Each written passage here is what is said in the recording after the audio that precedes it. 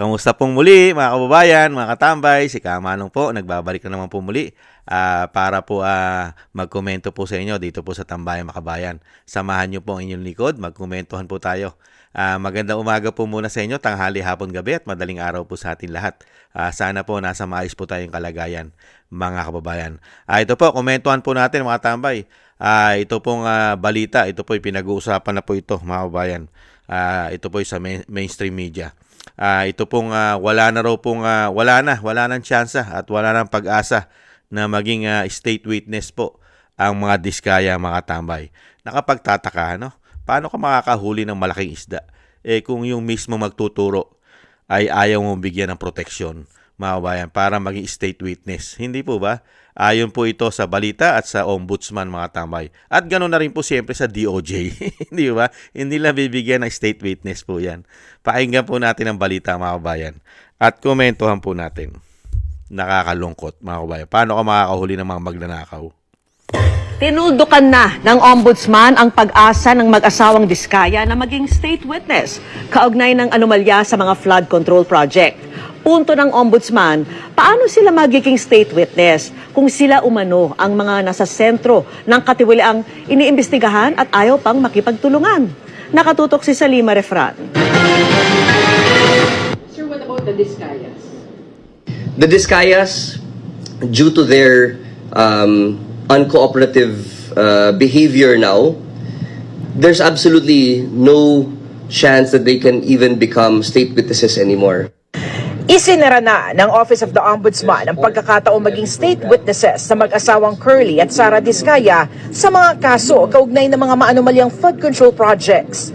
Tanong ng Office of the Ombudsman, paano magiging state witnesses ang mga nasa sentro mismo ng operasyon para kumikbak sa mga proyekto ng DPWH? Kasi lahat po talaga ng kabalastugan ng DPWH pinasukan na talaga ng Diskaya eh. So I don't think they're in any position to bargain with the government, especially with their status as state witness. It's beyond that already dahil sa nakita ho nating ebidensya. Sa ngayon, nakaharap ang mga Diskaya sa mga reklamo ng DPWH at Commission on Audit para sa 5 flood control projects sa nagkakahalaga mula 39 million hanggang 96 million pesos. Kapwa-respondent nila sa mga reklamong ito ang Sims Construction at Wawaw Builders at mga opisyal ng DPWH First Engineering District of Bulacan. Sinusubukan pa namin kunin ang panig ng mga Diskaya. Samantala, inaasahang haharap naman sa fact-finding investigation ng Nakita niyo po mga tambay, ibang klase, no? Yun po ang dahilan niya. Ibang klase, hindi raw po. Paano ko makakakuha ng malaking isda pagka ganyan? Hindi po ba? Itong mga Diskaya, napakarami pong nalalaman ito eh. Saka bakit sila lang ba ang dapat usigin? Sila lang ba kumikita? Yan bang mga tao na yan magkakaroon ba ng malaking proyekto yan? Kung walang kasangkot ng mga politiko? Hindi ba? Bakit tututukan mo lang yung mga engineer, DPWH engineer, mga district engineer at mga contractors? Ibang klase ang ombudsman. Paano yung sinabi ng Diskaya? Nagsalita na nga mga Diskaya eh. Hindi ba? Napakarami nilang alam na politiko, nakatransaksyon nila. Ayon na sa kanila. Kaya nga wag na magplastikan eh. Wag na magmalinis. Ito po sabi ng mga Diskaya eh. Mga tambay, pakinggan po natin itong sinasabi ng mga Diskaya, mga tambay. Set up ko lang po. Hindi po ba? Ibalik tanaw po natin yung hearing po sa Kamara, mga tambay. Set up ko lang po, mga kabayan. Ito po, i-set up ko lang. Nakakaano naman po talagang wala yatang gustong hulihing malaking isda ang ombudsman. Hindi po ba? Sino kayang malaking isda ang huli ng ombudsman pagka ganyan? Mga contractors saka DPWH, ganun lang hanggang doon lang kaya. At syempre yung mga politiko na hindi kaalyado. Kaya, ito po ang sagot ng Diskaya dyan mga tambay, na ayaw po nilang gawing state witness. Ito po. Kung tutuusin, hindi lang naman kaming mga kontraktor ang nakikinabang dito. Marami din sa inyo, mga politiko, ang nagpapataba ng bulsa sa pangungurakot. Ang totoo, may hati-hati yan mula sa pinakamataas hanggang sa mga nasa gilid lang ng sistema. Huwag nyo kaming gawing panakipbutas kasi kung babalikan ang lahat ng transaksyon, makikita ninyong mas malaki pa ang napupunta sa inyo kaysa sa amin. Lahat tayo alam ang laro, pero pag nahuhuli, kami lang ang tinuturo at pinarurusahan. Kaya huwag ninyong ipakita sa publiko na malinis kayo dahil sa bawat proyekto may kapalit na porsyento para sa inyong mga opisina. Ang sistema mismo ang nagtutulak sa amin na sumunod kung hindi kami papayag, wala kaming makukuhang proyekto. Pero sa likod niyan, kayo rin ang pinakaunang nagdidikta kung magkano ang dapat itabi para sa inyo. Kaya kung talagang seryoso kayong mag-imbestiga, wag lang kaming kontraktor ang sisihin. Tingnan ninyo rin ang mga pangalan na nakaupo ngayon sa mga komite, sa mga ahensya, at lalo na sa mismong mga nagpapalakad ng gobyerno. Dahil sa totoo lang, pare-pareho tayong nasa iisang lamesa, iba-iba lang ang laki ng parte na nakukuha. Kawawa po talaga ang mga mamamayang Pilipino kasi ninanakaw lang natin ang kaban ng bayan. Pera ng taong bayan pero tayo ang nakikinabang. Hindi ba tayo nahiya? Ang mga mahihirap mas lalong naghihirap. Kaya tama na ang pangungurakot natin. Di po ba? Napakaraming ibubunyag ng diskaya. Di po ba?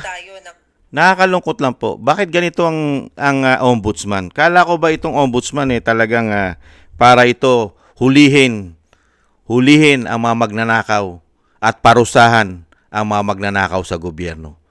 Bakit merong isang diskaya? Di po ba? Merong diskaya, mga contractors, na hindi naman po ito mabibigyan ng malalaking kontrata kung wala mga sangkot dito na mga politiko. Nahandyan naman DPWH, expected na po natin yan. At sino po magpapagalaw at kukumpas sa DPWH, lalo-lalo po sa mga district engineer? Hindi po ba politiko rin? Kaya nga sinasabi ng mga diskaya, lahat nagkakaroon mula sa pinakamataas. Di ba? Hanggang sa gilid.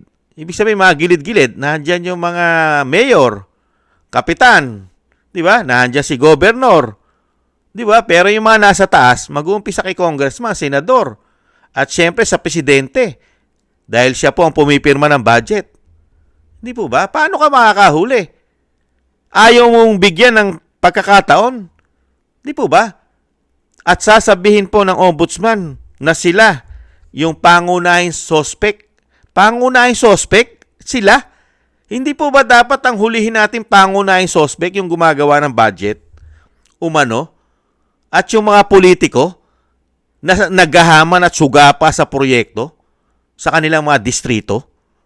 Hindi po ba sila mga sugapa na magkaroon ng proyekto at binabudgetan nga ng malaki? Tapos ngayon, sino mahuhuli mo ngayon? May mahuhuli ka bang malaking isda?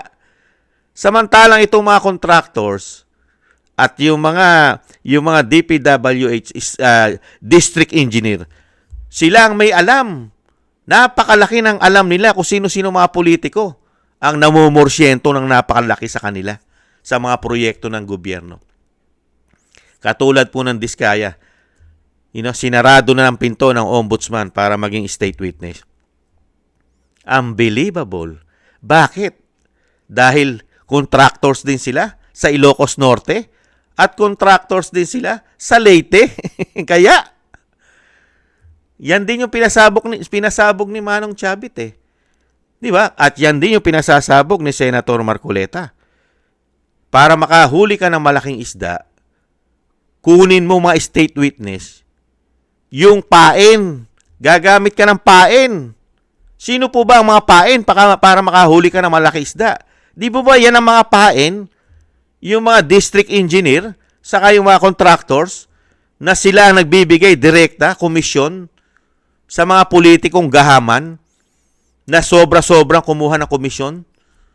Hindi ba sinabi ng mga diskaya, hindi bababa sa 30% ang komisyon ng mga hindot na ito, ng mga demonyong politiko sa ating bansa? Hindi po ba? Kaya nakakalungkot po mga katambay. Ano pa magiging silbi nitong sinasabing investigasyon ng Pangulo, nitong ICI?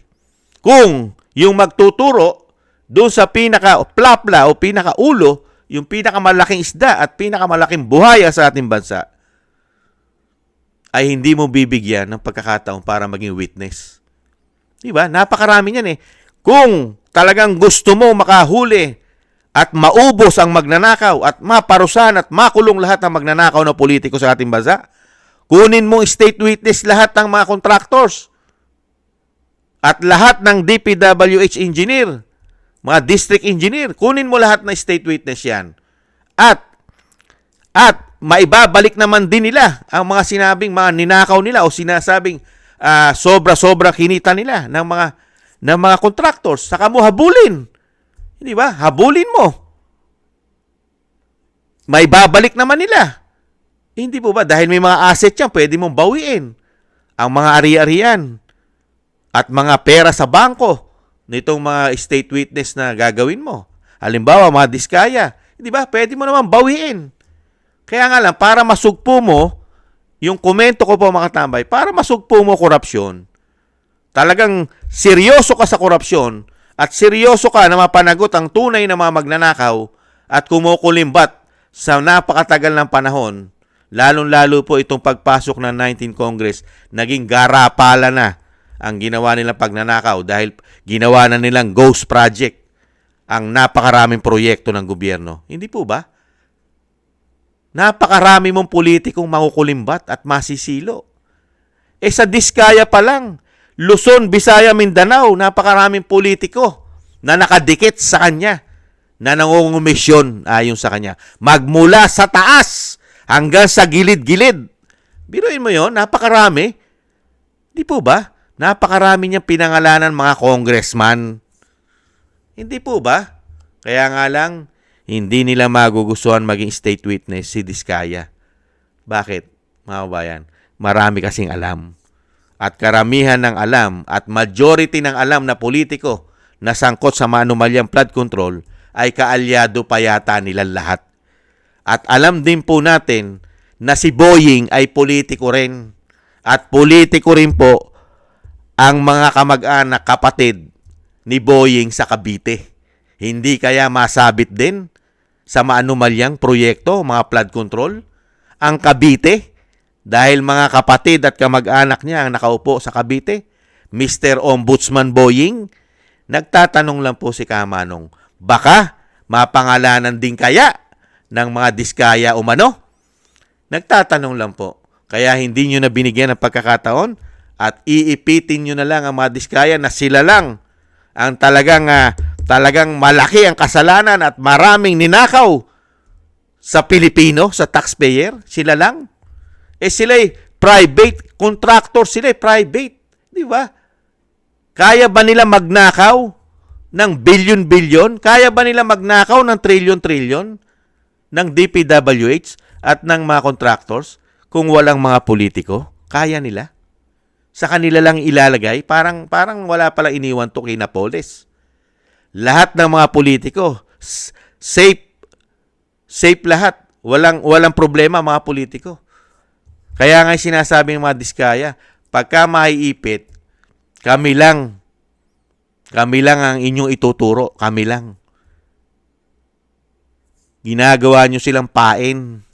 Hindi ba? Pain sila eh. Kaya dito po mga tambay, malabo na po ito. Pagka po yung convicted ng child abuse na si Franz Castro ang magsasalita, malabo na po ito sa sabaw ng pusit. Mga bayan, malabo na sa sabaw ng pusit. Itong flood control issue na ito. Malabo na po sa sabaw ng pusit na mapangalanan at makasuhan at makulong ang malalaking isda, ang malalaking ulo ng buhaya, ang mga magnanakaw, ang mga tunay na magnanakaw sa gobyerno. Umano. Hanggang saan na lang po sila? Hanggang sa sapsap, hanggang sa dilis, hanggang sa butete. At yung sinasabi po sa Batangas, yung isda na masarap, yung tawilis, hanggang doon na lang po sila mga tambay. Hindi na po sila pupunta sa malalaking plapla, diba? Mga balyena, di po ba? Yung mga kay Lolong, yung malaking buhaya, hindi na po sila pupunta ron, mga kababayan. I-stop na po nila. Umano. Ganyan po ang legasiya ng binagoong ang Pilipinas. Ganyan po katindi. Ganyan po katindi rin ang ombudsman po yata ngayon. Unbelievable. Yan po mga tambay ang ating komento. Nakakalungkot po kung sino pa yung magbibigay at uhuli at magtuturo ng napakaraming magnanakaw sa ating bansa. Tinanggalan pa ng pagkakataon at iniipit pa ng husto. Sila pa ang iniipit. Unbelievable. Kaya po yung totoong magnanakaw at kumita ng bilyon-bilyon, daan-daang milyon, ay sitting pretty mga tambay. Pababakasyon-bakasyon lang po. Nakapagbabakasyon pa sila ngayon. Napakasarap ng buhay ng mga politiko. Unbelievable. Thank you po sa nagusto po na ating Tambayang Makabayan sa YouTube at TikTok. At ganoon din po sa mga subscribers po natin at sa nagbibigay po ng tulong. Maraming salamat po sa inyo. Mabuhay po kayo. Shoutout po sa inyo lahat. At syempre po sa mga nagko-comment, like, share, and subscribe, maraming salamat din po. At manalangin po tayo mga tambay na ang ating bansa po ay matapos na po ang kademonyuhan po ng mga politiko at mga naglilingkod daw sila sa ating bansa. Ang taong gobyerno na halos po sila lahat ngayon umano ay mga magnanakaw.